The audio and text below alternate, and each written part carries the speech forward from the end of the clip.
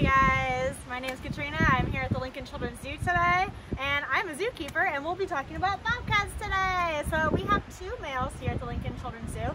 I know it seems funky, and why are they separated, and there's so many questions when you guys come. I'm here to answer them.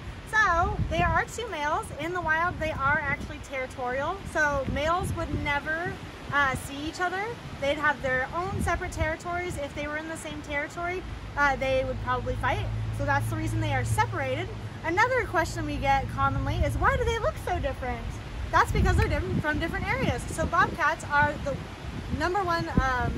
bobcats are the most abundant cat in the entire U.S. So they're from the entire continental U.S. all the way up into Canada, the very southern regions, and all the way down into Mexico. So they have a very, very broad range. So there's females and males. So the females usually have about a 5-mile radius, and the males have a 30-mile radius. So there's no intersection between females and females because they would fight, of course, but the males' ranges and the females' ranges intersect. Now these guys look so different because they're from different areas.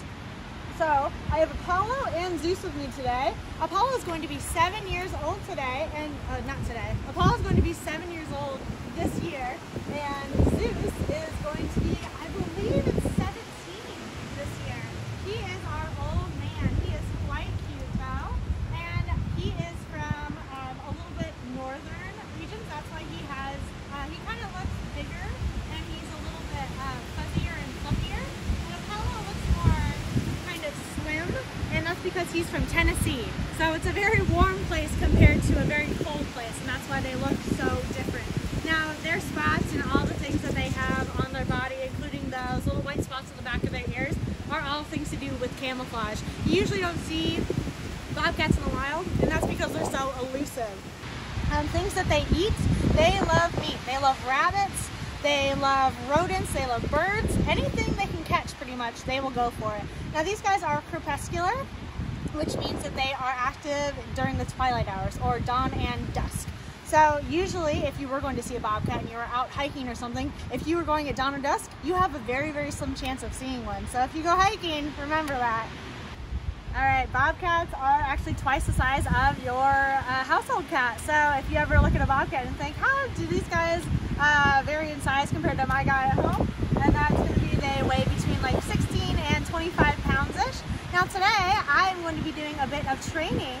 At the Lincoln Children's Zoo, we use training with all of our animals, and it is we have a lot of different reasons why we train, but one of them is to mentally stimulate them. Now, Apollo loves this. He's actually very excited right now. If you had the camera on him right now, he's kind of mewing at me because he's really excited to train. So without further ado, let's get to it. I'm gonna put my mask on.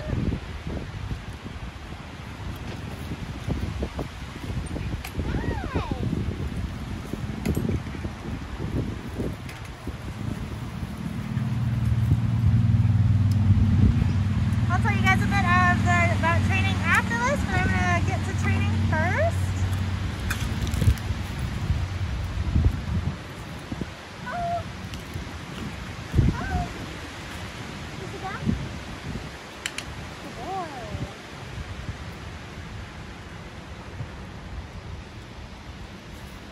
You great? You hold?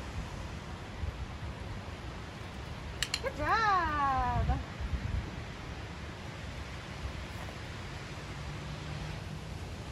You ready? You ready? Hi. You fine? There you go. Good job.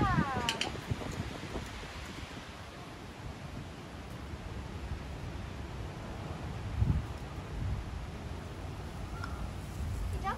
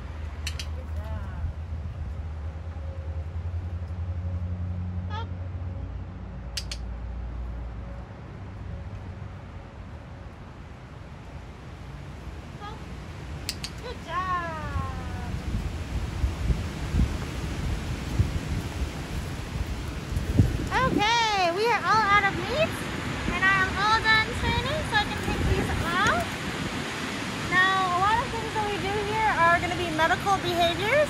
So a lot of things that you just saw are kind of maintaining behaviors and things that I would do to kind of check on him, make sure that his paws look okay. You can actually see his climbing abilities, which are really awesome. He can jump really high. I put him into the crate for a very little second, and that was because to make it less stressful. So it's really, really important that if we, just like us, we all have physicals, our animals also have physicals as well. We want to make sure that they are in tip-top shape. So we would need to crate him to do something, and I do not want that to be a stressful thing for him. So having him voluntarily go into it on his own is amazing. That is all I could ask of him to do. And you can see that he was very calm. He actually really wanted to go in there. Sometimes when I first come up, he'll actually just go in there because he really just wants a treat. And over on the corner, you can see that I was doing a different behavior with my target stick. And I was using the other side just like I would administer a syringe, just kind of using this as the pokey side. And if we were to knock him down for a physical or something of that case, then we would need to put him under. And it's much easier to do it voluntarily. Like you saw, he was totally calm, cool, and collected, and was totally okay that I was poking him. It's super, super stressful for physical sometimes when we have to dog our animals, and we absolutely do not want to do that if we really don't have to. So we use training to do that, which is really awesome. So basically, we use operant conditioning. Anytime that I ask for something with a cue, so if I do something with my hand, this is going to be a cue, like you saw me do this up over there, and that was for him to jump up there. That means that I am asking him to do something. If he does that thing, then I will give him a treat. If he doesn't do what I'm asking him to do, there's no punishment. There's nothing that I'm going to do. I'm just going to ignore that behavior, because basically if I keep giving you positive reinforcement for something, you're probably going to do that more often, right? Like if I'm your mom and I ask you to clean your room, you're probably not going to really want to do it. But if I say, I'll give you ice cream after, you'll probably do it. So it's kind of like that. So I hope you guys learned something today and had a little fun in meeting our Bobcats, and I hope you guys have a good rest of your day.